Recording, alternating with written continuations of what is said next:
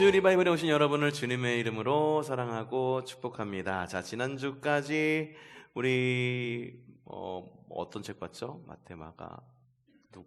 마태복음 봤나요? 지난주에? 예, 지난주에 우리가 마태복음 보았어요. 그리고 오늘은 이제 누가복음 볼 차례인데, 같은 복음서 공간복음이라고 하더라도 그 내용이 조금씩 다르죠. 여러분들 뭐 경험해 보셨는지 모르겠어요. 그때 따라가지고선 그때 따라서 조금씩 읽으시는지, 아니면 좀 비교해 가면서 읽으시는지. 수리 바이블 시간은 그런 시간입니다. 모여서 우리가 읽지 않았던, 읽지 못했던, 혹은 읽을 수 없었던 그런 부분을 이렇게 캐치하는 시간이니까요. 잘 배워보시기를 바랍니다. 지난 시간 우리 신약 성경은 여러 형태의 문서로 기록되어 있다라고 말씀을 드렸어요. 그래서 27권의 책으로 구성되어 있는 것이 신약 성경이다. 신약 성경은 몇 권인가요?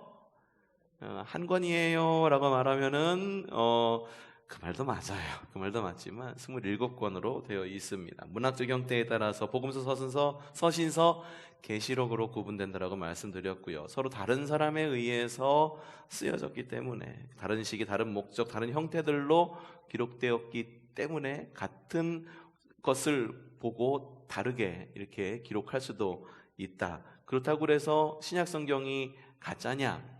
아니죠. 소문이 나도 이 사람 다르고 저 사람 말이 달라요. 그렇죠? 그래서 좋은 소문이 나든 나쁜 소문이 나든 이야기하는 사람은 다 다릅니다. 그러니까 여러분, 소문에 좌지우지 될 필요가 없어요.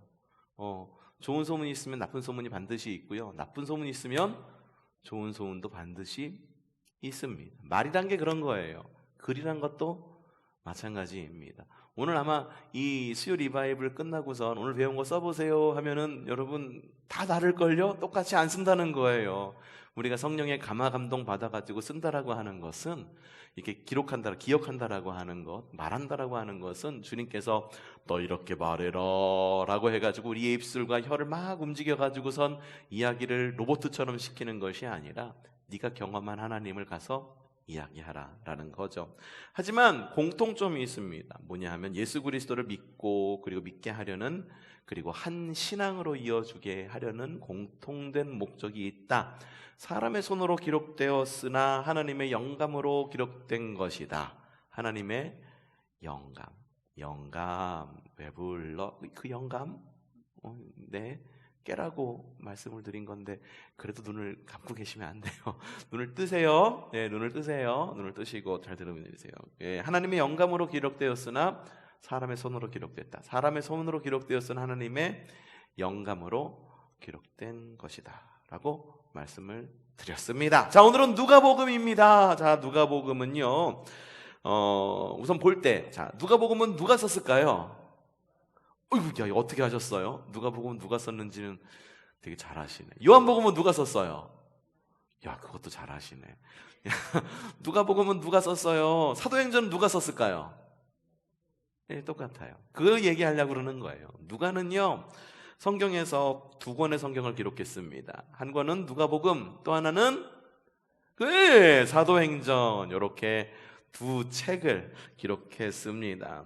마가복음은요, 특징이 있는데, 마가복음은요, 신약 성경 가운데 누가복음은요, 신약 성경 가운데에 제일 두꺼운 책이에요. 제일 많은 분량을 가지고 있어요. 분량으로만 따지면은 이 누가복음이 제일 중요한 책이겠죠? 그렇죠? 분량으로만 따지면 그래요. 근데 중요하지 않은 책은 없습니다.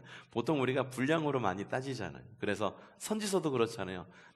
대예언서, 소예언서, 대선지서, 소선지서라고 이야기를 하는데, 대예언서, 소예언서라고 이야기해서 소예언서는 덜 중요한 게 아니에요. 분량으로 나눠지는 거죠. 근데 이 누가복음이라고 하는 거는 두껍다. 그러면 중요하다. 예, 그렇게 중요하다라는 생각을 갖고 오늘 강의를 들으시면 되십니다. 그리고 또 한 권의 책이 무슨 책이라고 그랬죠? 예, 사도행전 역시 신약 성경 가운데 가장 많은 분량을 가진 책이에요.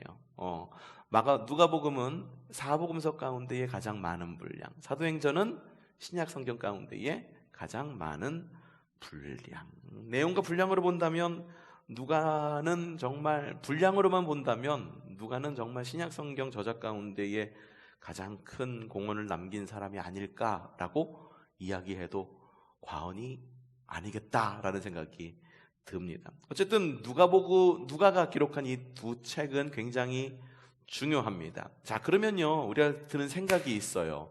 자, 고린도전서, 고린도후서, 여러분 바울이 쓴 고린도후서, 고린도후서는요, 역사적인 어떤 연관성, 어떤 연속성이 그다지 크지가 않습니다. 그죠? 데살로니가전서, 데살로니가후서도 역시 마찬가지. 요한 1서, 2서, 3서도 마찬가지.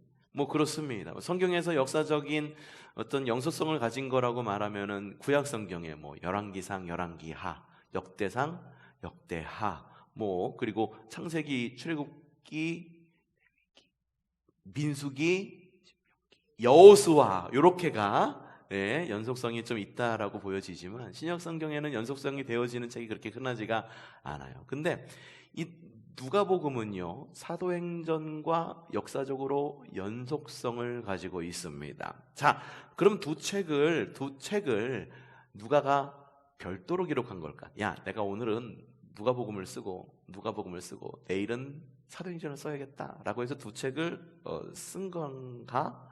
글쎄, 신학자들이 연구해서 말하는 건 뭐냐 하면 누가는 한 권의 책을 1부와 2부 혹은 전편, 후편으로 나누어서 기록한 것이 아닐까라고 이렇게 이야기를 합니다. 이게 모두 공통적인 특징이 있는데 모두 누가복음 1장, 사도행전 1장에 보면 공통적으로 내가 누구에게 편지를 씁니다 라는 내용이 있어요. 그 사람이 누굴까요? 또 누가 얘기하시면 안 돼요. 누굴까? 이제 봅시다. 누가복음 1장 3절 시작. 그런데 존귀하신 데오빌로님, 나도 모든 것을 시초부터 정확하게 조사하여 보았으므로 가깝게 그것을 순서대로 써드리는 것이 좋겠다고. 누구에게 쓴 거예요? 데오빌로에게. 어떤 방법으로? 순서대로 쓰겠다라고 이야기를 이미 예고를 하고 있어요. 그리고 사도행전, 누가복음은 이렇게 시작했는데 사도행전은 또 어떻게 시작되느냐 이렇게 봅시다. 데오빌로님, 나는 첫 번째 책에서라고 이야기를 하고요. 첫 번째 책은 무슨 책이에요? 누가복음을 말하는 거예요. 누가복음에서 예수께서 행하시고 가르치신 모든 일을 다루었습니다 라고 이야기를 하고 있어요. 이런 걸 봤을 때 누가복음과 사도행전은 별도로 따로 이렇게 기록했다라기보다도 같은 한 권의 책을 1부와 2부, 전편과 후편으로 기록했다라고 보는 것이 옳다라고 하는 거죠. 자, 그러면은 누가복음 혹은 사도행전이라는 이름은 자, 누가가 붙인 걸까요? 그러면은 누가가 붙인 것이 아니면 누가 붙인 것인 걸까요? 자, 그래서 신학자들은 어떻게 생각을 하냐 하면 누가복음과 사도행전을 누가 문서로 묶자라는 생각을 가지고 있어요. 누가복음, 사도행전이 아니라 누가 문서. 앞에서도 말씀드렸죠. 여러 문서들이 있다라고 말씀을 드렸었어요. 문서들이 있어서 어떤 거는 예수님의 이적을 기록한 문서들이 있었고 예수님의 행적을 기록한 문서들도 있었고 많은 문서들이 있었는데 그것이 정경화라는 과정을 거쳐갖고 지금 우리 손에 들려있는 거다라고 말씀을 드린 적이 있습니다. 기억하시죠? 네, 그래요. 그래서 이것은 역시 문서로 보는 것이 옳지 않느냐. 그래서 누가의 문서로 하나로 묻고 그래서 누가 문서를 이렇게 나누는 건 어떻겠느냐 하고 제안을 합니다. 첫 번째, 데오빌로 전서, 데오빌로 후서 이렇게 나누던지 아니면은 누가상, 누가하 이렇게 나누어 부르는 것이 옳지 않겠느냐. 이거 너무 비슷해도 너무 비슷하다는 말이죠. 연속이 돼도 너무 연속이 되고 초반에 나오는 말도 데오빌로요 라고 말하면서 시작하는 것, 그리고 누가복음에서는 내가 순서대로 쓰겠다라고 이야기했고 사도행전에서는 뭐라고? 내가 첫 번째 책에서라고 이야기를 하는 것 보니까 야, 이렇게 이해하는 것이 이 누가복음과 사도행전이 통일성과 연속성을 이해하는 데 도움이 되지 않을까라고 이렇게 이야기하는 신학자들도 있습니다. 자, 이 누가 문서라고 이야기했어요. 누가 문서라고 얘기하는 건 두 책을 묶은 거라고 그랬죠. 어떤 책? 하나는 누가복음, 하나는 사도행전, 이 누가복음이 가지고 있는, 누가 문서가 가지고 있는 다른 성경하고 비교가 되고 다른 어떤 그런 독특성이 있습니다.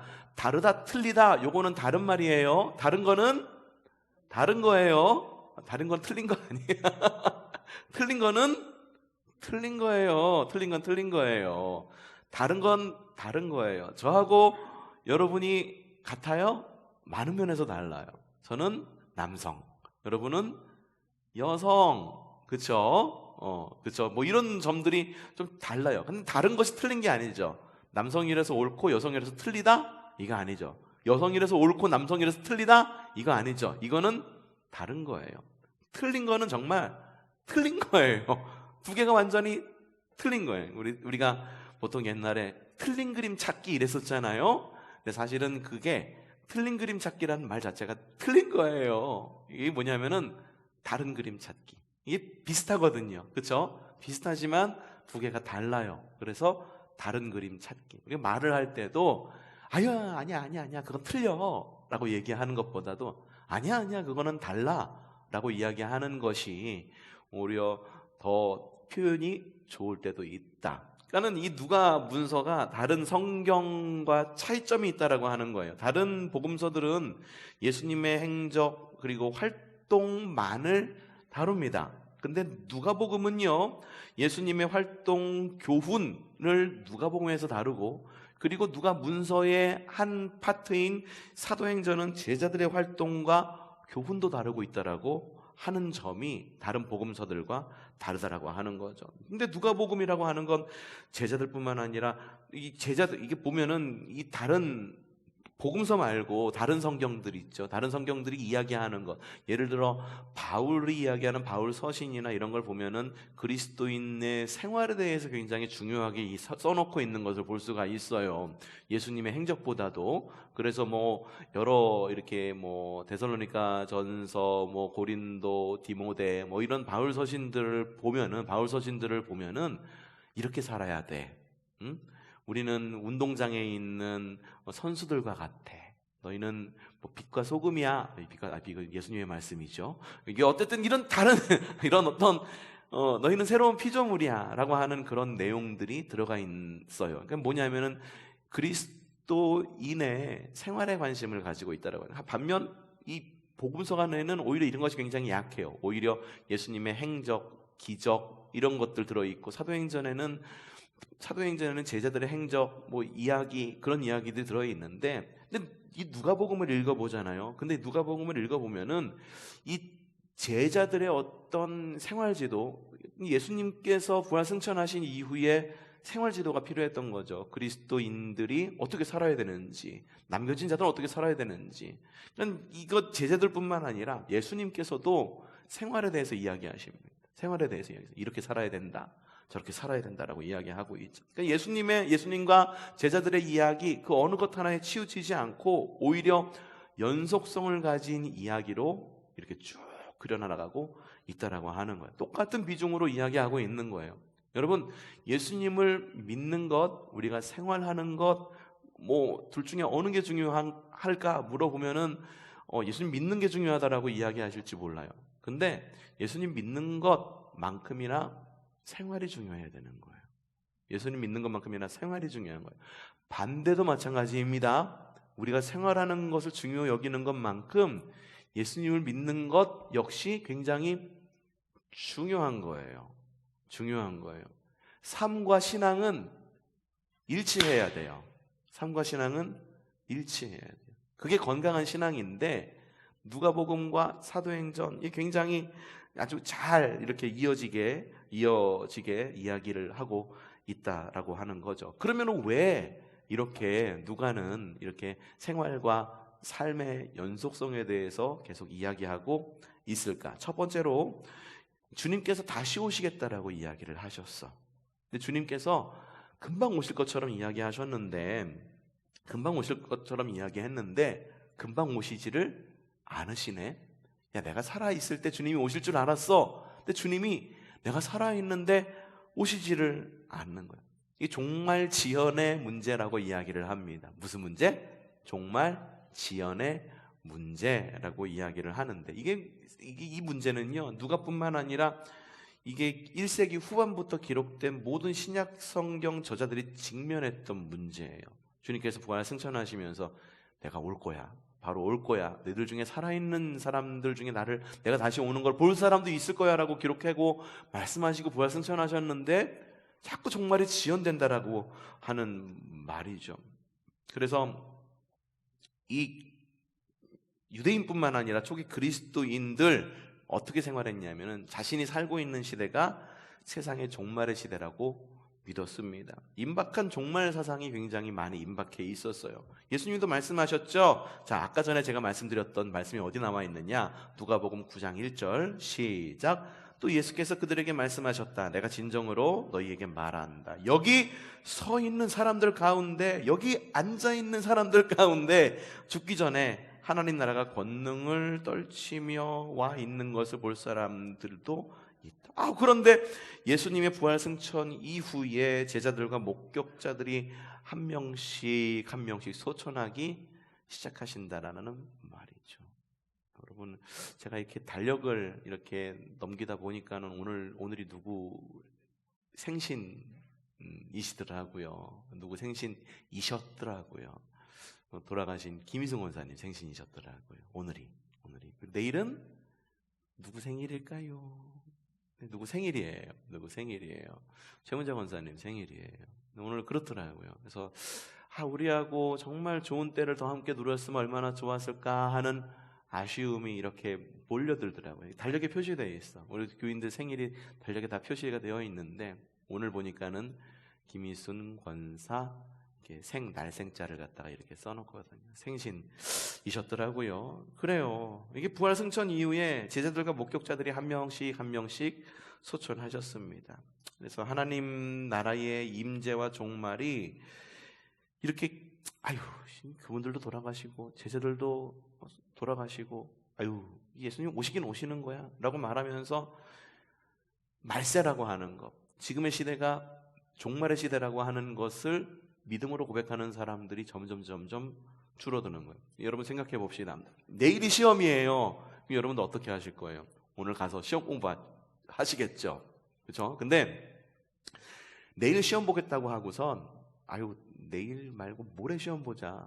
또 내일 됐는데 그 다음날 됐는데 다음 주에 보자 라고 얘기하고, 다음 주가 됐는데 1년 뒤에 보자. 그러면 사람의 마음이 어떨까요? 그럼 그 시간 다 내내 열심히 공부해요? 내일 시험 본다 그러면 오늘 막 열심히 벼락치기라도 하죠. 일주일 뒤에 본다 그러면 어때? 그럼 또 일주일 동안 열심히 놀 거예요. 그리고 전날 돼서 또 벼락치기 공부를 하겠지.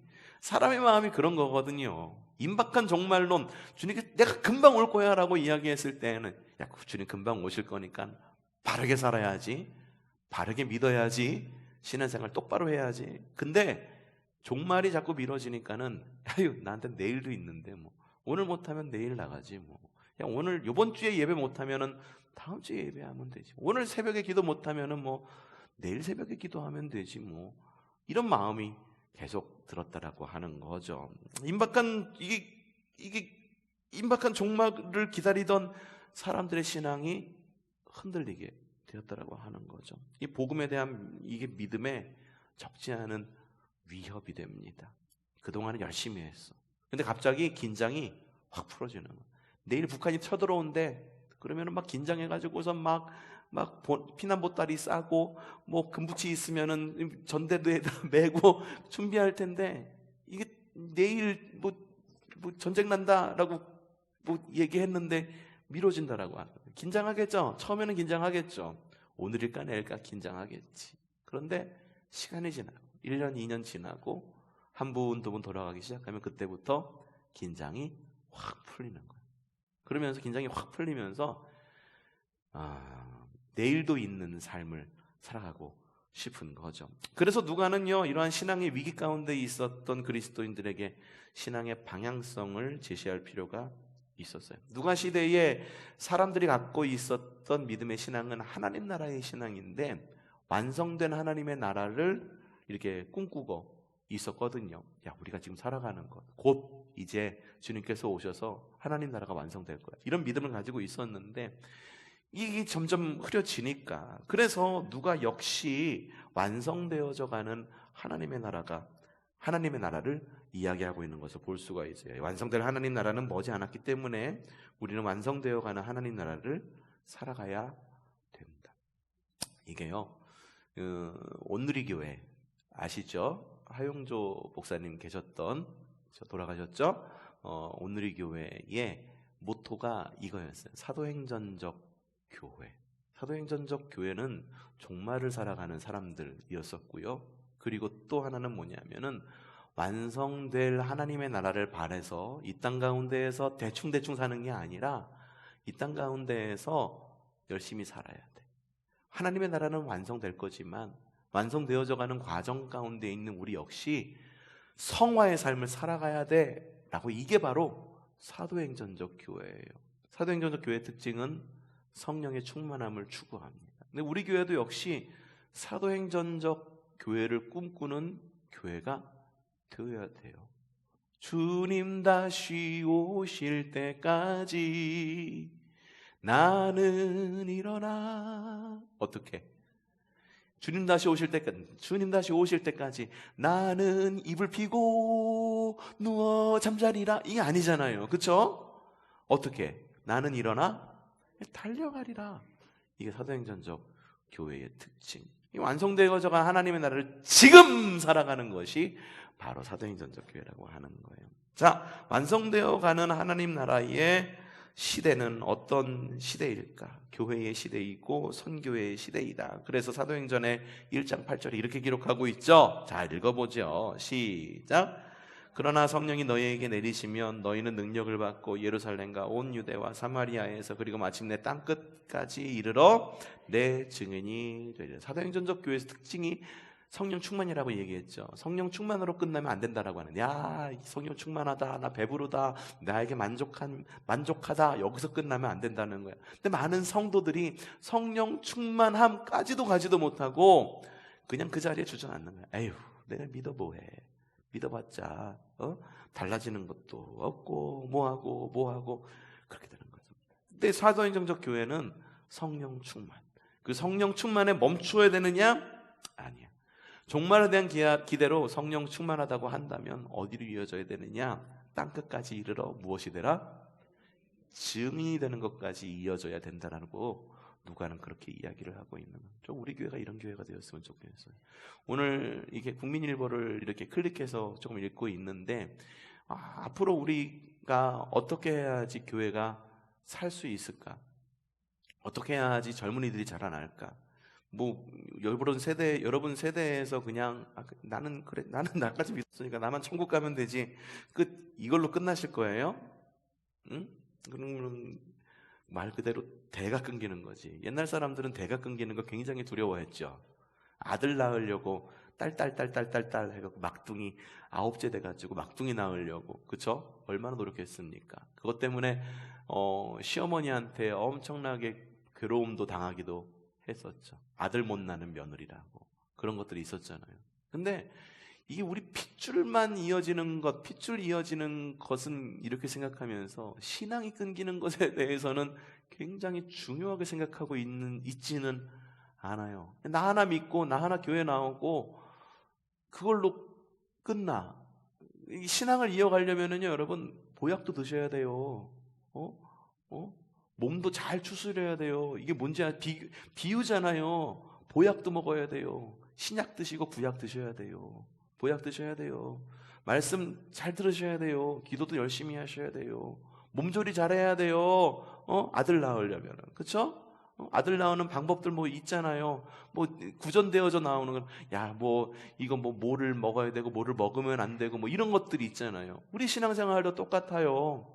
우리의 몸을 추스리고 영을 추스리고, 그리고 영에 좋지 않은 것은 끊어버릴 줄도 알고, 그리고 영의 사람으로서의 정체성을 갖고 살아가야 되는 거예요. 믿음의 대를 이어가는 거거든요. 그래서 뒤에 써붙였는, 이게 제가 이렇게 프린트해가지고선 이게 꼭 우리 교인들이 좀 읽어봐야겠다라고 써붙였어요. 한번 나가면서 한번 읽어보시면 좋을 것 같아요. 자, 그러면 여러분들에게 이러한 이유 때문에 누가 복음 사도행전을 기록했다라고 여러분에게 말씀을 드렸어요. 왜 그랬다라고 그랬는지 기억나세요? 그새 까먹으셨죠? 뭐냐면 임박한 하나님의 나라 이제 곧 올 거야. 그러니까 사도행전적 교회를 살아가야 된다. 이 지금 우리 말로다가 사도행전적 교회라고 이야기하지만 그 당시에는 선한 영향력을 끼쳐야 된다. 그리고 이웃들과 더불어야 된다. 복음을 전해야 된다. 증인으로 살아야 되겠다. 이런 말로 표현이 됐던 거죠. 자, 그럼 묻겠습니다. 또 하나 왜 기록이 되었을까 질문합니다. 초기 기독교 선교 분명히 증인이 되라고 그랬잖아요. 그렇죠? 초기 기독교 선교 증인이 되는 데 있어서 제일 어려웠던 점이 무엇이었을 거라고 생각을 드십니까? 여러분 전도할 때 제일 어려운 점이 무엇이에요? 1번 안 해봐서 모르겠다. 2번 사람 마음 맞추기. 3번 내 마음 맞추기. 2번 사람 마음 맞추기. 사실 사람 마음 맞추는 것보다 내 마음 맞추는 게 훨씬 어려워요. 사실 내 마음이 안 가기 때문에 전도를 못하는 거예요. 사실은 해야겠다라는 생각을 못하는 거죠. 사실 사람 마음 맞추는 거는요, 이게 관심 사랑이 있으면 다 합니다. 관심 사랑이 있으면 다 해요. 이게 사실 같은 거죠. 사실 사람의 마음을 맞추는 것, 내 마음을 맞추는 것 같은 말이기는 합니다. 어쨌든 같은 마음이긴 하지만 초기 그리스도교회에서 가장 선교하는데 어려웠던 걸림돌 혹은 가장 어려웠던 부분은 뭐냐 하면은 그 당시 로마 시대였었어요. 그렇죠? 로마 시대였는데 기독교에서 메시아라고 고백하는 사람의 이름이 누굽니까? 기독교에서 메시아라고 고백하는 사람의 이름이 누굽니까? 예수님이잖아. 여러분 예수 그리스도의 이름으로 그리스도란 말과 메시아라는 말은 같은 말이에요. 같은 말이에요. 예수님을 그리스도로 고백한다라고 하는 거죠. 근데 그 당시 시대가 어느 시대? 로마 시대. 예수님이 근데 어떻게 돌아가셨어요? 십자가형. 십자가형은 누구에게 주는 건가요? 그 당시 로마 사람들이 극악무도한 정치범들에게 주는 거였었어요. 그게 가장 큰 어려움이었었어요. 이게 로마에 의해서 정치적으로 유죄 선고를 받은, 그래서 십자가에 못 박힌 그 예수님을 전해야 된다라고 하는 것이 굉장히 어려운 문제였었던 거예요. 더군다나 이 전도자들이 복음을 전해야 되는 지역 역시 로마가 통치하고 있었던 지역. 그렇기 때문에 복음을 전하는 것 자체가 굉장히 위험한 일이었었어요. 로마에 대한 반역으로 오해될 수도 있는 거고, 어쩌면은 붙잡혀서 남산으로 끌려갈 수도 있는, 혹은 십자가형을 당할 수도 있는 그런 어려움이 있는 일이었다라고 하는 거죠. 네, 그래요. 역사적으로 기독교가 박해받았던 시기 보면은요, 대부분 왜 박해를 받았냐는 가장 중대한 이유 가운데 하나가 정치에 도움이 되지 않을 때, 혹은 어떤 책임 전가를 해야 될 때 기독교가 박해를 대표적으로 많이 받아왔어요. 네, 그래 왔어요. 이 기독교 하면은 핍박받는 종교예요. 핍박받는 종교예요. 남녀호랭교 하니까 목적이 이 땅에서 건강하고 돈 많이 벌고 자녀 잘 되고 잘 죽는 것이 남녀호랭교의 목적이라고 이야기를 하더라고요. 지난번에도 말씀드렸지만 어디서 많이 들은 기도 제목이기도 하죠. 사실 우리들의 기도 제목이기도 하기도 합니다만, 사실 기독교는 애초에 고난받는 종교로 시작되었습니다. 그래서 누가가 변증을 하는 겁니다. 뭐라고 변증합니까? 정치적 유죄 판결로 처형된 인물이 아니야. 오히려 그 당시에 예수께서 십자가에 달린 이유가 무엇이냐라고 물었을 때 그 당시에 로마의 관리들조차도 예수님에게는 죄를 발견할 수가 없어라고 대답했다라고 이야기를 하고 있어요. 누가복음 23장 4절 시작. 빌라도가 대제사장들과 무리들에게 말하였다. 내가 보니 이 사람에게는 아무 죄도 없어. 누가 얘기한 거예요? 빌라도가 누가 얘기하시면 안 돼요. 빌라도가 이야기해요. 빌라도가 누굽니까? 예, 유대 총독이었잖아요. 그쵸? 총독이었잖아요. 근데 빌라도가 재판을 맡게 돼요. 재판을 맡게 되는데 이게 밀려서 재판을 받게 됐다. 야, 이 환경이 그랬다. 대제사장 그리고 유대 사회를 꽁꽁 묶고 있는 이 사람들하고 나는 정치적으로 잘 지내야지. 그래야지 이게 내가 정치하는데 어려움이 없는데 이 사람들이 와가지고 야, 저 사람 잘못됐어. 십자가에 못 박어. 계속 압력 넣는 거예요. 야, 그 사람 십자가에 못 박지 않으면은 너 다음 선거 때 표 안 찍어준다. 막 이런 식으로 막 협박을 하는 거죠. 협박을 하는 거죠. 그래서 그래서 누가가 빌라도에 대한 이야기를 갖다 오히려 빌라도를 변증해줘요. 빌라도가 대제사장들과 무리들에게 말해야 한다. 내가 보니 이 사람에게는 아무 죄도 없어. 이 빌라도가 한 이야기가 누가복음 23장 13절에서 14절 그리고 22절에서도 무려 3번이나 빌라도가 죄가 없다 라고 이야기하는 것을 볼 수가 있죠. 로마 총독의 바울 판결은 또 어떨까? 총독들의 바울 판결 사도행전 23장 29절 시작. 나는 유대 사람 고소를 당하였을 뿐입니다. 사형을 당하거나 갇힐 만한 아무런 죄가 없다는 것을. 이게 누가 누구를 판결한 거예요? 예수님을 판결한 거? 아니죠. 바울을 판결한 거죠. 바울을 판결한 거예요.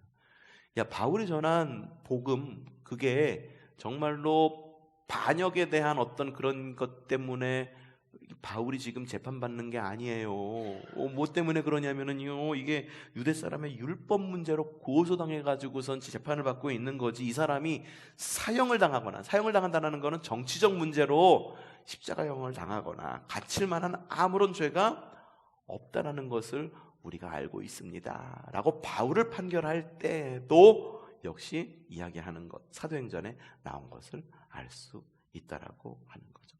야, 이렇게 해서 이런 이유 때문에 누가복음과 사도행전이 기록되었다라고 하는 것입니다. 자, 뒤에 보면은 누가복음의 문학적 구조, 누가복음의 주요 특징들, 또 뭐가 있나요? 뭐가 나온 거예요? 재물 사용에 대한 교과서, 굉장히 길게 나와요. 재물 사용에 대한 이야기 굉장히 길게 나오는데 이 이야기들은 다음 시간에 이어가도록 하겠습니다.